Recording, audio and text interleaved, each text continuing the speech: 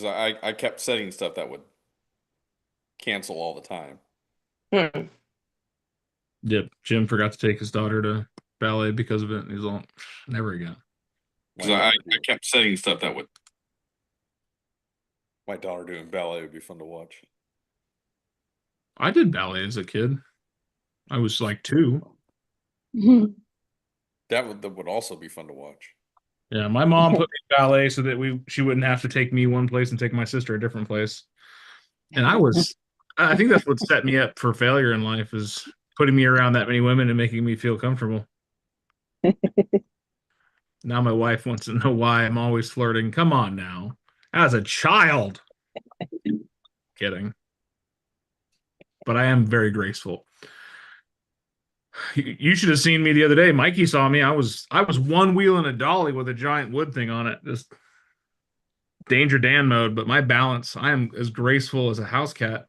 I think we need some proof. I need you to back up, do a little pirouette.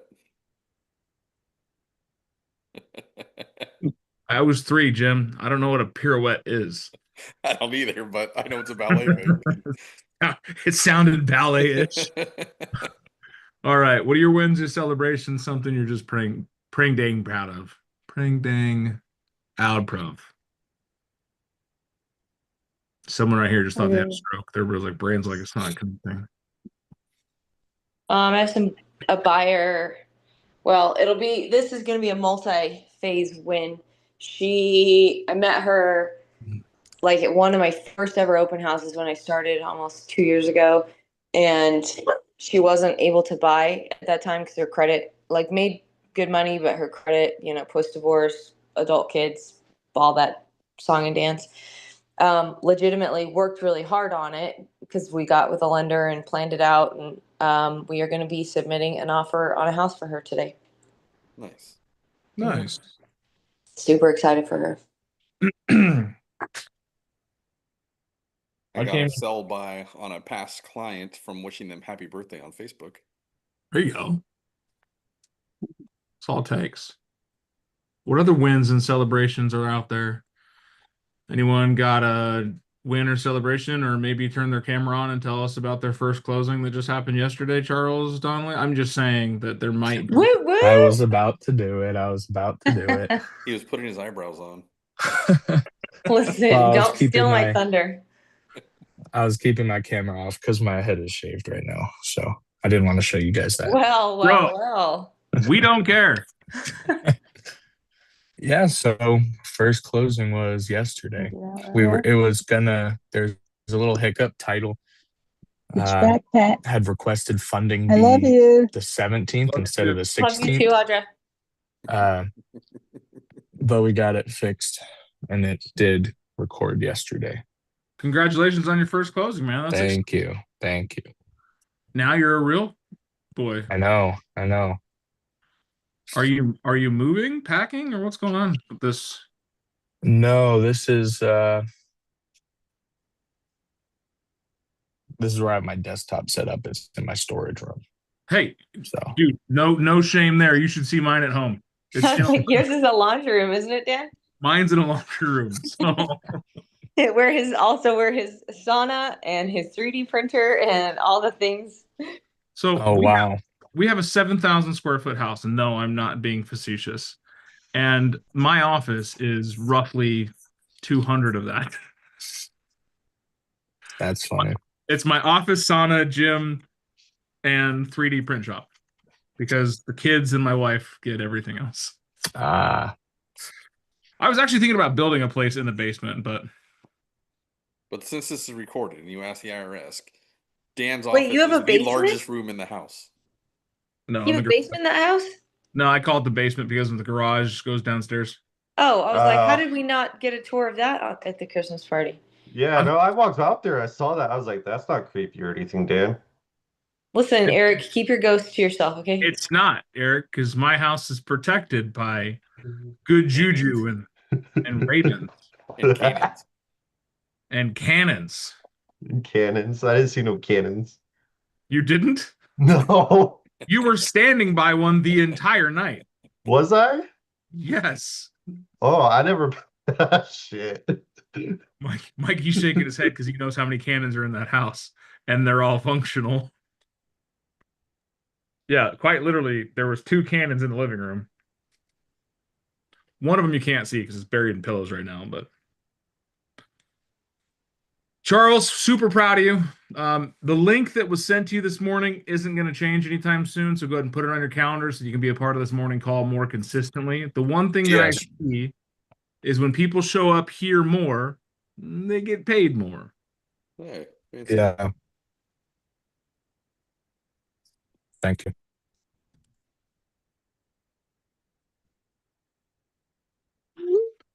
All right, other win celebrations, 807. Enough of this. Heaven, let's hear some conversation stuff. What conversations or objections have you guys struggled with this week? Bro, I'm dealing with one right now. Let's hear it.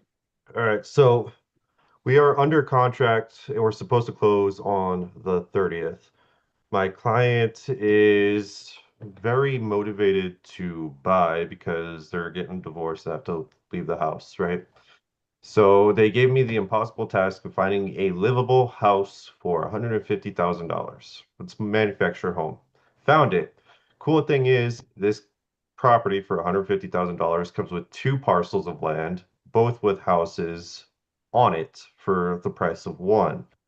We had the inspection yesterday, and the inspection was a typical inspection, in my opinion. Right? There's a couple hiccups that came along, but easily fixable. Like even I could do it. Um, and last night, I guess the inspection freaked my buyer out. Now my buyer wants to cancel the contract due to our inspection contingency.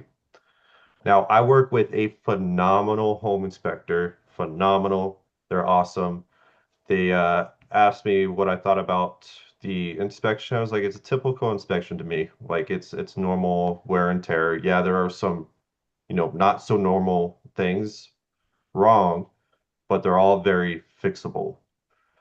My buyer interpreted the home inspection to be fire hazard, mold, uh, and electrical issues, like a whole 9 yards, which I did not see in the home inspection at all. And I went over it with her. Well, she decided she wanted to back out, and my home inspector called me to see how I thought about the report, told him what was going on.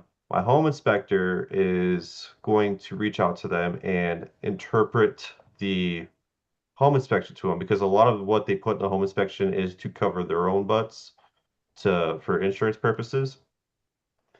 So they're going to reach out and try to talk them off the ledge. That's a steal. Like, this is a crazy good deal. You're getting, 4 acres of land with 2 houses for $150,000. Listen, you're not going to find a turnkey, nothing wrong at $150,000. So they're going to reach out to them and try to talk them off the ledge as, a home inspector instead of a realtor or someone trying to sell a house. And maybe they'll understand it better. But dealing with that one and not sure how to proceed because if they want to keep going, we're not going to find anything better than what we're under contract with. I've looked at every possibility, and that's the only one that's going to be okay. Okay. Good rounded synopsis of what happened. Tribe, what do you think? Eric, what does she say what's their response when you say, there's nothing else at this price point? Look harder. Really? Yeah. Right. Same thing. What is it about these items on the inspection that you're not willing to do? I guess all of it. They wanted me to have the seller have electrician go out, a plumber go out, a roofer go out, and somebody else. I can't remember who it was. Somebody else go out and do a full inspection on those. I was like, we will be way past our inspection contingency if we do that. It's like, No. we do that. What are the issues with them? One is wired backwards on an outlet. So positive is negative, negative is positive. Ground is where it's supposed to be. On just one? Yeah, just one. Okay. There's 4 missing GFIs, which are $3 at Home Depot. A little bit more than that for a good Yeah, GF. I was gonna say you haven't looked for a GFI in a while. I just bought one. I bought one yesterday because mine burnt out. You bought the wrong Yeah, one. 'cause you bought a $3 GFI. Probably. No one said I was good. I'm 20 just bucks. cheap. $20. 25 But so and then they had an extension cord that was used as a permanent source of power, like it's going through a wall, and it's for a light. Well, she's interpreting that the house is using an extension cord for its main power source. I'm like, no, that's not true at all. And I explained that. Um, there is there's like some roof damage, which I already my wife works for a roofing company. I'm friends with the owner. He was like, dude, we just cover it, we just seal it. That's all we got to do. There Eric, has was, your client been in the house? huh? Has your client physically been in the house? No, they have not because they don't live here. We did a video tour, and as I'm walking through, like I'm pointing out these things, like I'm seeing while we're doing the video tour, like, hey, there's this, this, this, this. Like I know that they're gonna point these out. They're, okay, that's fine. Well, now that's a problem. And then there was some other things that, I couldn't see. Like I didn't crawl into the crawl space or anything like that, but there was some like minor water damage as if like a toilet overflowed too many times. Um, but yeah, no, it's just normal like And is wear and tear stuff. 150 their only, like, that is their hard budget? Like, that's Oh not yeah. them just being like, we don't want to pay more than this? Yeah, because I found another one and they were see, originally she told me 200,000, but I think she spent 50,000. Just trying to we- buy this in cash? yeah, it's cash. What happens to them if she doesn't buy this? Like, what is her plan B? Don't know. She's like, I don't know. You need to just find me something. Eric, Sounds like cheaper did you get questions. quotes? Did you get quotes on how much it would be to get some of these things fixed that she was, like her main concerns? Well, yeah, like I know how much it would cost to do that. I reached out to some people last night and had that done.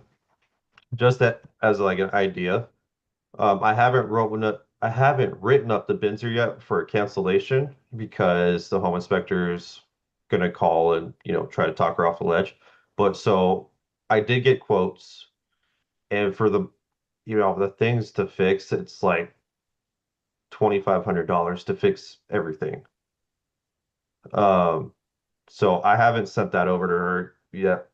Waiting for the home inspector because if she decides to move forward with this, then I'll send the quotes over.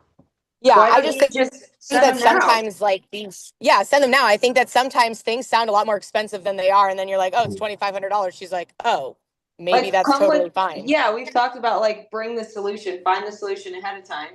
Yeah. Present that. This is what I'm seeing in this. Can you not? Why don't you just ask for that in the Binzer? Okay. Yeah, I could do that. I mean, like, I don't think that the seller would deny it. It's been on the market for like it's been on the market for a long time. It's approaching a year mark. What's Uh, the point of the inspection period? the point of the inspection period to find all the stuff that's potentially wrong or right with the house. Okay, and then what do you get to do? It depends. If the buyer is going to want it repaired, we put it in the Binzer and ask the seller to fix it. Yeah. Give them the opportunity. An opportunity to adjust the value of the home based on what you found in your inspection report. There's Yeah. also that too. Like this, it really sounds like the buyer has lost the plot when it comes to I can ask for these repairs to be done. Yeah. Instead of asking Yeah. for inspections, be like, okay, let's just have them fix it. Yeah. And I don't think that they wouldn't. Like I don't Well, see why what's the seller's agent saying? Like, have you had a dialogue with them to share the reports and be like, hey, like, it's kind of a lot of stuff here. When you guys take a look at this, where what are you guys thinking? Because It's a lot to tackle. I have not yet because this conversation started at 9 o'clock last night and between me and my buyer, and it didn't get done until almost 11. So I didn't want to, I wasn't going to get an answer last night. So I was going to do everything this morning. You talked to your client for 2 hours? Yeah. Why? About what? There's no conclusions that came from it. It sounds like a big fat waste of time. No offense. No, you're 100% right. It was a big waste of time because they didn't want to hear what I was saying. They feel that the house is a dump and it scares them and they don't want to move forward with it because there's so much wrong. Now, I did tell them that we could put all of this in the binzer and ask them to fix it. And I don't see why they wouldn't fix it because, you know, it's been on the market for a long time. Nobody's putting offers on it. You know, why not give them the opportunity to try it?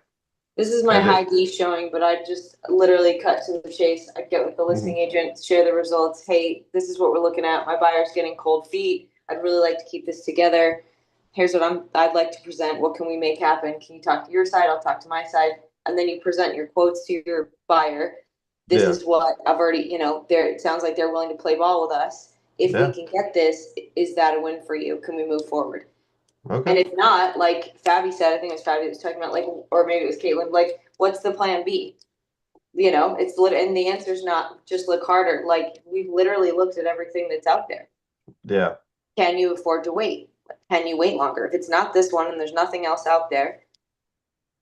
And Yeah. Eric, it sounds like your buyer is nervous, and it sounds like they are looking for answers, but they just need those nerves and feelings put at ease and put at bay. And I think having those quotes and having a solution is going to be able to do that for them, where they Right. feel secure. Because, like, I work with relocations all the time, and they do get nervous, but it's our job to cut those nerves. And because, like, them saying, like, oh, this is a piece of, like, it's a dump, you know, it Yeah. sounds like they're just trying to find every reason to Talk themselves out of it. yes, exactly. Right. Where are they Okay. coming from, Eric? Prescott. Oh, okay. And They why should haven't come they down seen it here. in person? Yeah. Say one more time. Why haven't why won't they seen it in come down person? here? Okay. Sorry, Christina. Okay, why won't they come down here? They are waiting to have some first. They don't want to waste the time, come down here and not find anything, even though we're under contract. Yeah. So So they're gonna waste money on inspections and then cancel? Are Yeah. these serious buyers? Yeah, that's my next question is, like, you've seen the proof of funds, like, you know this is yeah. valid. So Yeah, what is So the proof source of the lead funds- is gonna be my question. Facebook. Yeah. Did see the proof of funds. They did drop off earnest money and $250,000 to title and escrow in Prescott. Why $250,000? I have no idea. Wait, what? 200. I'm sorry. Hold up. Back, rewind. I'm Like, hold sorry. on, when you You're said looking at Facebook- 150,000 You fired and us up look today. harder, and they put 250 down. Yep. The math's not mathing in my brain. I'm sorry, but that sounds like. And what's the proof of funds say? 189,000. On top of the 250? Yeah. Bro, no. No. They Is need the- to get their shit together. Did Is they the send proof you of a funds check from that a they prince want in you to put in Nigeria? your account first, and then it goes to like some like Saudi prince or something? No, this was actual, was that the Bitcoin? PC bank, whatever it is? I can't remember. It's legit bank. I even called the bank. How old are they, Eric? These people? 60s. Okay, is this their nest egg? Like, is there hesitation there? Like, why don't they want to spend more of the money is what I'm getting at. If they obviously have it, like, is this like their whole life savings is what I'm getting at. So I don't think it is. Their soon-to-be ex-husband gave him $200,000 to leave. What? Yeah. Okay, so you're representing the wife. So I mean, this could just really be a major insecurity thing. Mhm. Does she have a job or any other source of income? I believe so. I believe she does. That's what it was. I thought it was Christina that mentioned that she had a divorced client. She might just be scared. But Yeah. I have one other. I just got to throw this out there. I'm hearing a lot of. I think so. I'm not sure. Maybe Yeah. it sounds like you got to have some deeper conversations. Like you should be knowing this client intimately enough that you can, like, Susan or whatever her name is. Like, let's Well, talk. Like, that is actually her name, by the way. shut up right now. It's Susan. Yeah. Yeah. That's hilarious. So no, I say I think so because she says that, like, hey, call me at this time because I gotta go work at this time. Or like, hey, I won't be available because I gotta go work. So whether she has a legitimate job, I do not know. Like she tells me she's got a job and she goes to work, but I don't have proof of her actually having a job or if she's self-employed and she just calls it a job. So what is it about Tucson that's wanting you to move to Tucson? It's not Tucson, it's Sierra Vista. Okay. Well, what is it about Sierra Vista that's wanting you to move to Sierra Vista? A small town. Are you going to be working when you come here? Yes. She plans on working when she comes here. Curious, what kind of work do you do? She does life coaching and a nutritionist. Okay, so she's unemployed. Unemployed. Or she's a real estate agent. Or she's a real estate agent.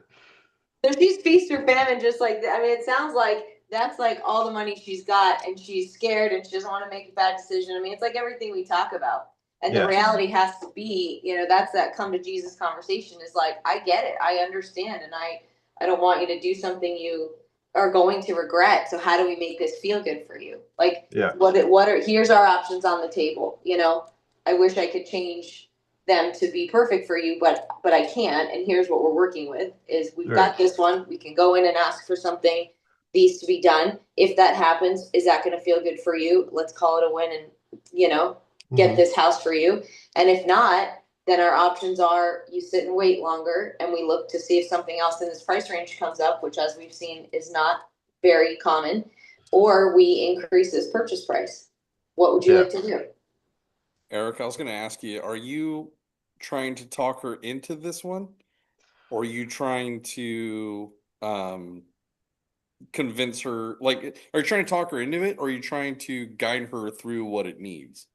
Guide her through. I'm not Okay. trying to because if I try to convince you to buy something and No, it's not I gonna just feel happen. dirty. I feel dirty. I don't feel right doing that. So guiding is more of the approach I'm taking and education as opposed to try to convince you to do something that you don't want to do. So in the 2-hour conversation Hmm. last night, did we ever discuss like what is the price, what is the cost of repairs, and what is the ARV? We talked about that prior. We did not talk about that last night, no. But I did mention that, at 150,000, we're not going to find, everything that's not like broken. Everything we're going to find is going to have issues. I mean, if the house is worth 250 and it needs $20,000 worth of work, So like she's getting an incredible value Mhm. if she's comfortable or prepared to do that type of work. A lot of people want the deal, but they're not prepared to do the type of work. Yeah, so the ARV on it, we got it at 150,000. It's two parcels with two different like manufactured homes on it, right? 150,000. ARV on the first one is 275. The ARV on the second parcel is like 210. So why doesn't she buy them both for 150 and turn around and sell one of them? She is getting both of them for 150. I know, that's what I'm saying. Why doesn't she turn around and sell one of them? Eric, Oh, stop yeah. wasting your time with her. I'll buy it. Write up the contract. I mean, we could. What's her motivation? Like, what is her emotional reason for moving? She's getting kicked out. Her husband has given her a deadline of X amount of days to get out. Gave her $250,000 to find a new place and to get out. Now she's down to Uh, 150. Yeah. No, Well, So she was- I she guess was- 50 she down was- at the thing. Yeah. so And I she's got like no bank account. My question is like, that's very emotional. So like everyone's saying, you know, it might be just that her feelings, she's scared, she's kind of going out on her own. So connecting with her emotions and like pulling on her emotional heartstrings, I think is where it's at.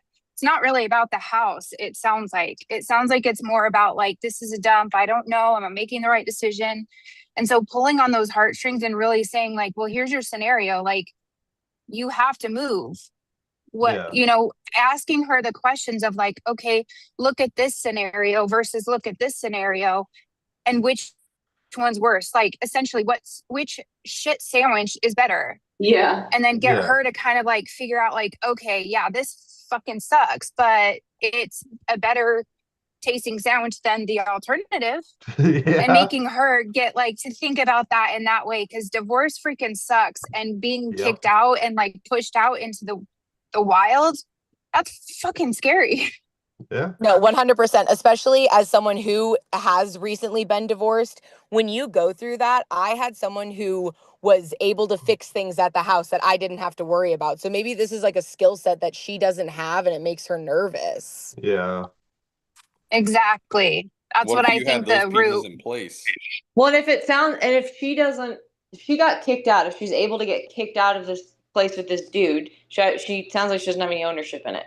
Am I wrong? Because she's Yeah. not on title. No. Right. No. Get empower yourself. Get the stability of knowing that someone can't kick you out in future. It might not be there- the perfect house.